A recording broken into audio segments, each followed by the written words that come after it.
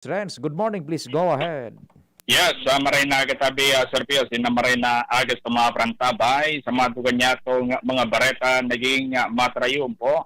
Ang ginibong aktibidad kan Municipal Agriculture's Office na pinamagatang project na kung saan na inimay kamauotan na ipagurgulyo ang mga darakulang mga produkto, literal, lalo-lalo naman mga produktong agricultural digdi sa Banwaan kan Daraga.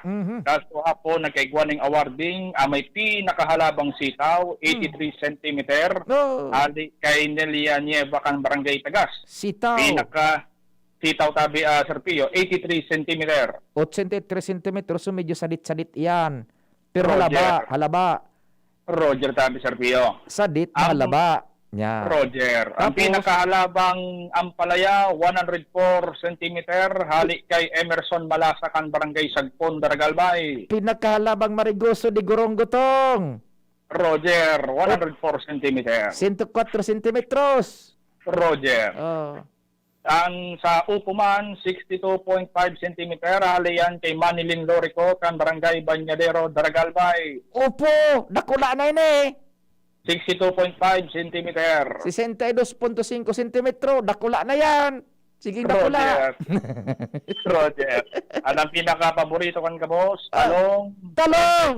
4.5 cm, halik kay Arturo Noga kan Villarmo sa Daragalbay. Pira, Con 34.5 cm. kaya daw. Kaya.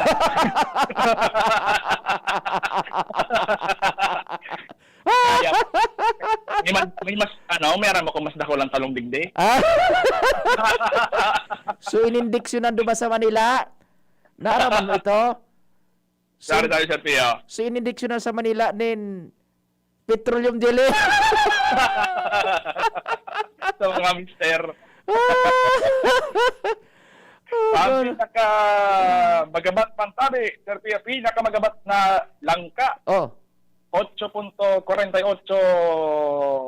kilos, Ba? halik kay Mahalia Mabini kan Barangay Budyaw, Daragalbay. iyo. Ang kalabasa man, pinaka-magabat, 5.686 Gari Kilo. masapugon yan. Masapugon yan. Magabat. Roger, halik kay Eduardo Nieva kan Barangay Tagas, Daragalbay. Oh, Pinaka-magabat na papaya, 4.452 kilograms, halik kay Lima Naibe kan Barangay Banyag. iyo. At pinakamagabat na kamote, punto 570 kilogramo, halik kay Lope Magdaong kan Barangay Villa Hermosa. Sabi, pag halimbawa, pinakamagabat na talong, sunangga na ang premium man, talong man. Pwede. Kung karabasa pinakamagabat, ang premium, karabasa man. Magpadagula ka naman, second ban.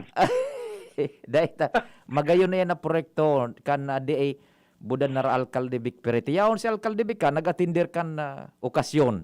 Roger. Oh, Hindi sige. naman kita sa pinakadakula na bunga ng pakwan. Oh, 74 cm ang lapad, alik kay Dean Hortaleza, kan Barangay Tabon-Tabon.